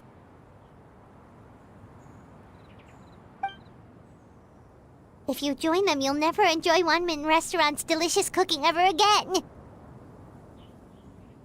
How utterly preposterous. One has never enforced such a rule. Every individual must find their own path to enlightenment.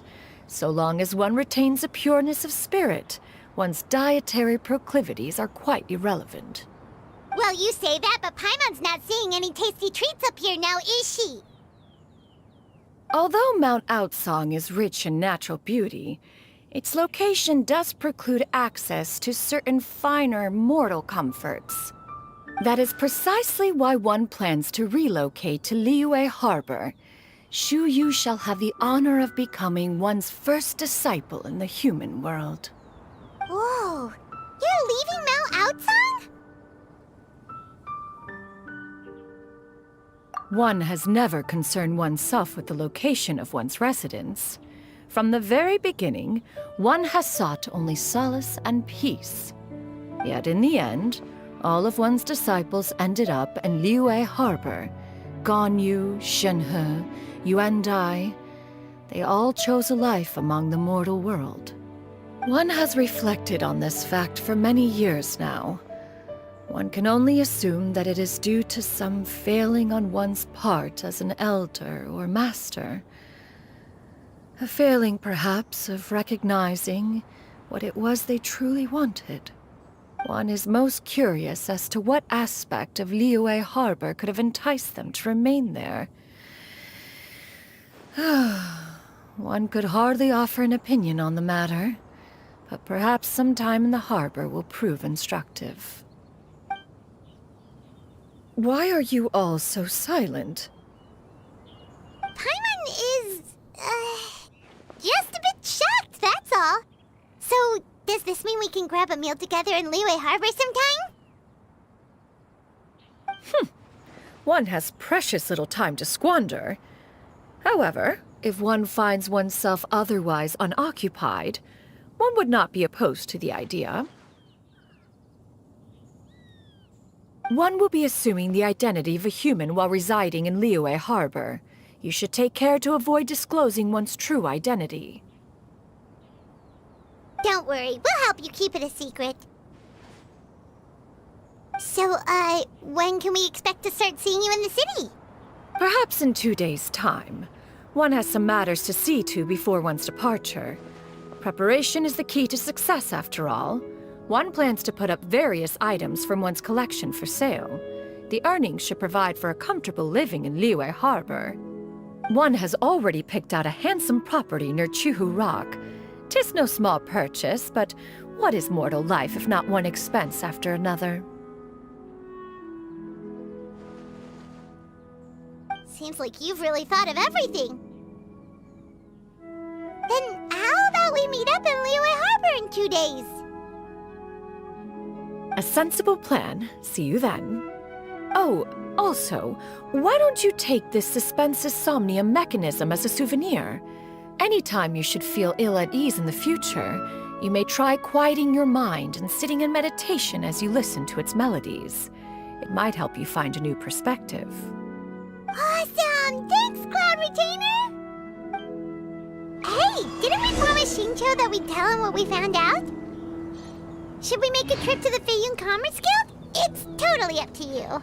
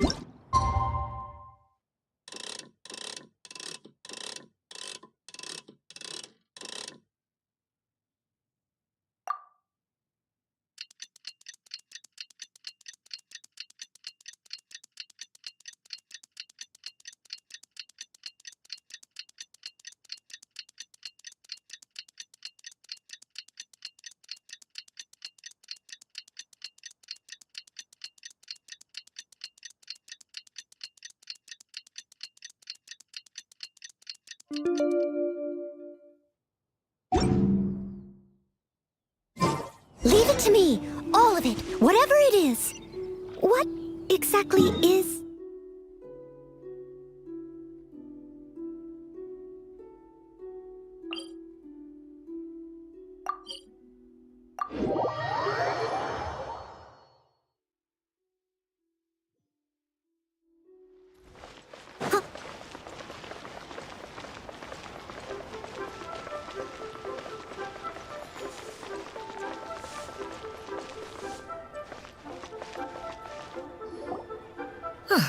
Your concerns are excessive and unfounded. This is but a simple collection of ordinary valuables. Such intense scrutiny is hardly necessary. To be quite honest, your insistence on that fact is my primary cause for concern. In what way are any of these ordinary? Every single item here could be worth more than everything I own combined. I simply can't risk shelling out that kind of mora without proper scrutiny. If I'm wrong, I would never be able to earn it back, not even if I worked every single day for the rest of my life. I have to be careful. Yes, you can never be too careful. We're here, Cloud. Miss Shenyan, what are you guys arguing about? Ah, perfect timing. This ignoramus is questioning the authenticity of my wares. I'll have you know, these items have remained untouched in my personal collection for several hundred years. To question their legitimacy is pure folly. Several hundred years? Indeed. They're family heirlooms, you see, passed down over many generations, as families are wont to do. Yep, they've definitely been around a while. We can vouch for her on that one. Hear that? Had I not found myself in need of mora, I would scarcely have had the heart to part with them. Indeed, you should consider it an honor to even have the opportunity to behold them with your own eyes. Doubt their authenticity any further, and I may just decide to take them to another buyer. Whoa, whoa, whoa, whoa! Please don't go! I apologize for any insult, miss. You see, I know full well that I lack the knowledge to judge the true worth of these items. If you could wait but a moment, I've hired an expert to appraise them for me. He should be here shortly. An expert, you say? Very well. I will wait for a little while longer, then. Traveler, Paimon, this is my new residence. If you have cause to seek my company in the future, this is where you can find me. Master! Oh, it's you two again. Hello. Shuyu! You got a new outfit! It looks great on you. Mm-hmm. Master made it for me. I like it too. Huh? You know how to make clothes? Do I know how to make clothes? With the support of the proper mechanism, sewing is hardly a challenge. Master, I brought in most of my stuff. There's a few boxes left, but they're kind of heavy, so I just left them outside. Fret not. I shall help you move them into your room. Actually, I should probably sort through my stuff a bit first. Everything's kind of messy right now, so maybe you could, not look yet, Master? Yeah, that'd be great. It appears my young apprentice has her own fair share of secrets. No matter. Do what you must, child. Now, this expert you mentioned, when can we expect their arrival? Soon. Ah, there he is! Here, allow me to make some introductions. This is Mr. Zhongli, a well-respected consultant at Wangshang Funeral Parlor and an expert in all manner of valuables and antiques. Mr. Zhongli, this is Miss Shenyun. She's the one who's looking to sell the collection of valuables I mentioned earlier. Huh.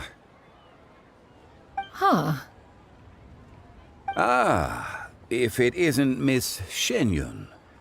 It has been quite some time since our last meeting. What a serendipitous reunion. Indeed, most serendipitous. Have you been faring well as of late, Mr. Zhongli? Quite well, thank you. I was fortunate enough over the past few days to enjoy both a stroll in the mountains and a fresh brew of tea from the most recent harvest. The experiences left me with such insight and peace. Huh. So you two are already acquainted? Indeed. How fortunate we are that fate has brought us together again. If you are otherwise unaware, allow me to inform you that Miss Shenyun is a well-regarded collector and appraiser. She is well-versed in all fields, and oft-celebrated for her impeccable taste. You stand to gain much from this opportunity. You are too kind, Mr. Zhongli. True collectors pride themselves on their wealth of knowledge and eye for detail. I can say without a doubt that you are foremost in that regard. Why, you flatter me, Miss Shenyun. It would seem that you are as self-effacing as ever. Not at all, Mr. Zhongli. Not at all. While I am loath to butt into this conversation, I must ask, you two already knew each other, and you seem to have quite a cordial relationship. Can I be certain that you're not working together to swindle me? I mean, you never know. Huh! A preposterous accusation. The heavens themselves would collapse before we would conspire to do such a thing. Miss Shenyun speaks the truth. Contracts are built on honesty and trust. If that proves to be beyond your capabilities in this instance, this transaction may be taken elsewhere. Say no more. Let us depart. I jest. What fool would still harbor doubts after Mr. Zhongli himself has vouched for the goods? Miss Shenyun, wait!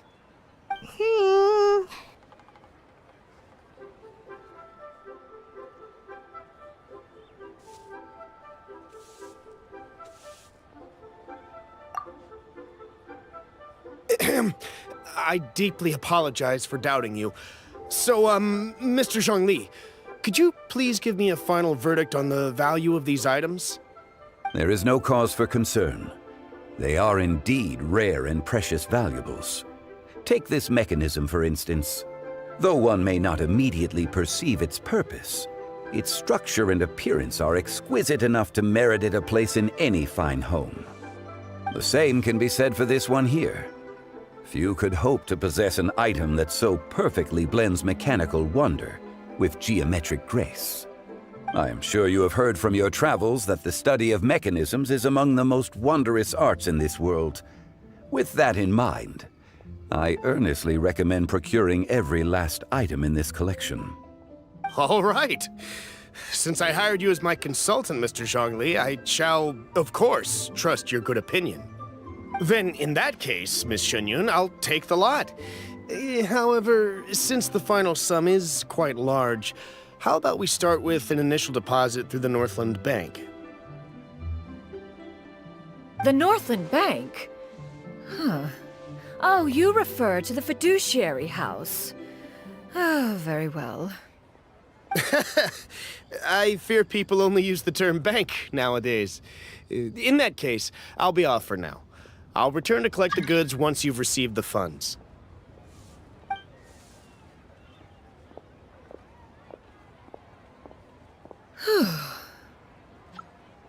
Zhongli! My friends, have you been doing well? We've been great! How about you? Paimon didn't know you were such a busy consultant!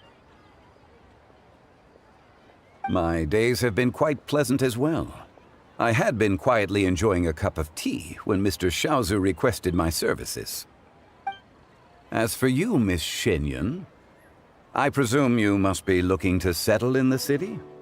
I must say, the name Shenyun sounds exceedingly strange coming from you. Perhaps you could dispense of that particular epithet in further conversation. Whatever for. Am I not addressing you as a friend should?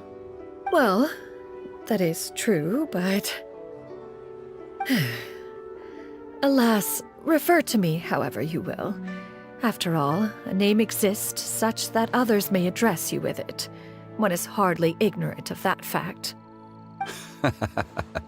It would seem that you have gained many valuable insights over the years, Cloud Retainer. One has indeed. One's previous stays were all brief. Now that one has made up one's mind to move and settle, one has gained a much better appreciation of the hubbub and commotion of the city, as well as the people's hard work and ardor. This city is much changed from how it was more than 1,000 years ago. Not unlike the ocean tides, so too shall the movement of people ebb and flow. From turmoil to peace, enlightenment to aspiration. Human society possesses limitless potential. In another 1,000 years, the scene we witness here may change in ways that are impossible for either of us to imagine. Alright, that's enough reflection for one day. No need to get all sentimental on us. You make a valid point, Paimon. Now that the sale has concluded, what say one plays the host as we try some specialty dishes together? One must profess great interest in trying bamboo shoot soup. Perhaps you have forgotten, Cloud Retainer, but I once tried my hand at that dish. You were at the table on that occasion, so logic dictates that you should have already tried it. Oh? What occasion was this? It was a reunion between friends several centuries ago. Alas, you must have been too preoccupied to secure yourself a portion. Or perhaps our other companions simply availed themselves of faster reflexes on that occasion. Hardly. 'Twas most certainly out of consideration for the others in attendance. In but a moment, one will show you what it means to have a true deftness of hand. It is settled then. Bamboo shoot soup, mora meat, crab roe tofu, triple-layered consommé. We shall enjoy the lot. One has already passed word to Shenhe and Ganyu to make a reservation. It is prime time for them to meet one's newest disciple. Is that agreeable to everyone? It should be a most splendid occasion. Shu-Yu, come now, it is time to dine. Ah, this gentleman over here is Mr. Zhongli. He is, A humble employee of Wangsheng Funeral Parlor. Pleased to make your acquaintance. Nice to meet you too, Mr. Zhengli. That should be everyone, right? Let's go!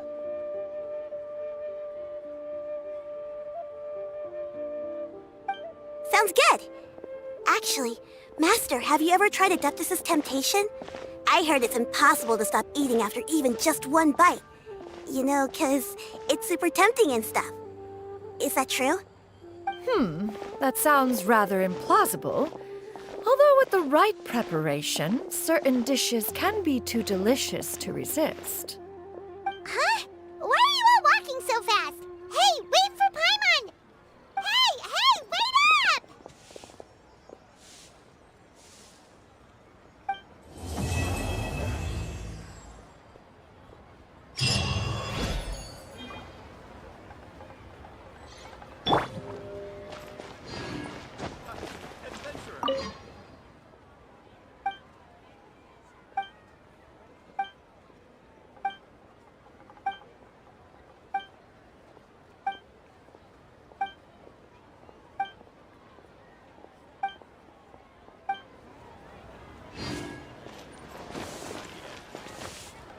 Hey there.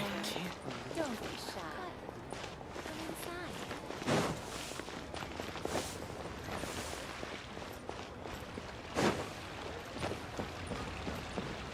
Ad Astra Abyssosk. Welcome to the Adventurers Guild.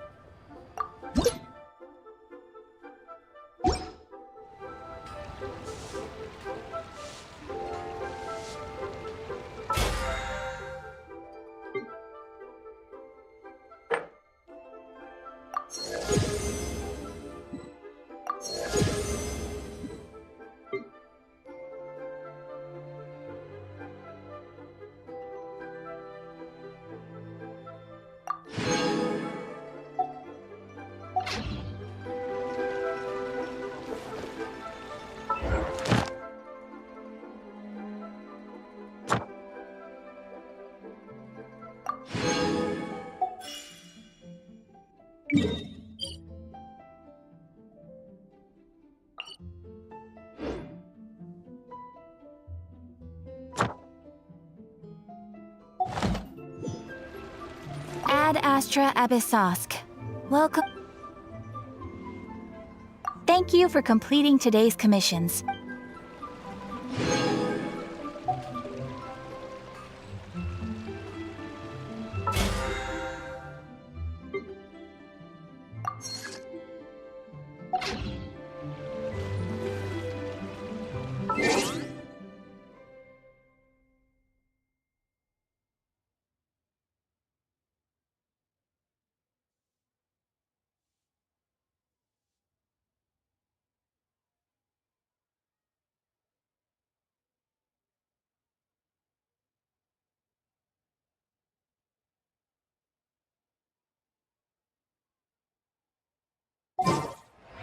Error.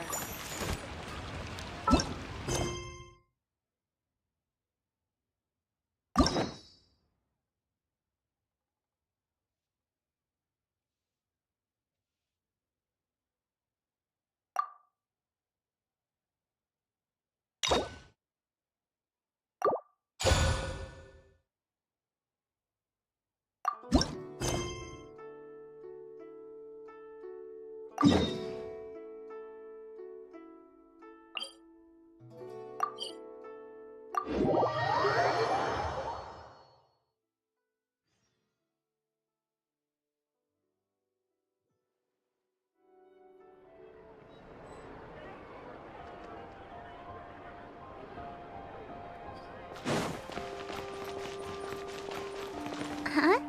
Do you also see Navia and Clorand over there? They look like they might have run into some kind of trouble. Let's go check out what's going on!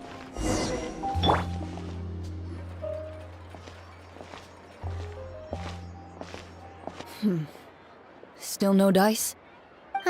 Not at all. And I've asked pretty much everyone in the court of Fontaine already. Lynette's ears drooped as soon as she heard that we'd have to be out and about for days on end. And Fremine, He hid himself under his helmet as soon as he realized there'd be people around that he didn't know. What about Chiori and Charlotte? I feel like both of them would be more than up to it. I've asked them already, but they're both pretty busy right now. I just gave the members of the Spina a few days off, too, so I don't want to bother them either. This is getting pretty difficult. Navia, Cloran, what's up? Oh my. Well, if it isn't my dear partners. How are you all doing? Huh. Navia? Huh? Oh, you mean... Yep, this is our chance.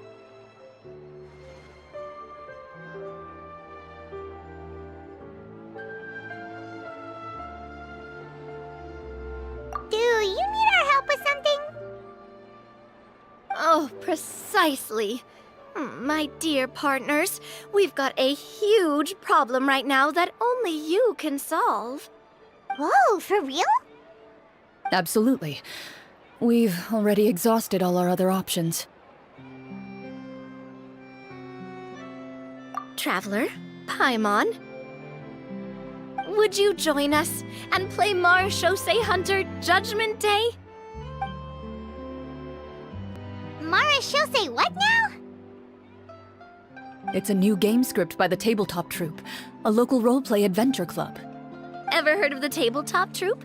They put out games that allow you to participate in a story and roleplay characters with your friends. Oh, I've loved their stuff ever since I was a kid. That sounds super interesting. Clorand and I are both veteran members of the club. Recently, someone came up with a new script and was looking for people to help playtest it for them. And when they asked, of course I couldn't refuse. I mean, come on! A brand new script? Nobody has ever played it before. Generally speaking, scripts at that level of development have a lot of issues, but I think this one is pretty solid. The author obviously put a lot of work into the story, and the world building is also quite credible. Whoa! I know I was the one that handed you the script, but some of us haven't read it yet. No spoilers, please. Anyway, the script calls for a team of 4. Ah, yes. We're missing one final player right now. So, you're saying you'll help us out? I knew I could count on you, partner. Paimon and the Traveler are kind of a package deal. Is that okay? That's not a problem. I'll adjust the pace based on the actual number of players, and ensure that everyone has a good time. Well, Traveler, what do you think? Wanna play? Paimon will follow your lead.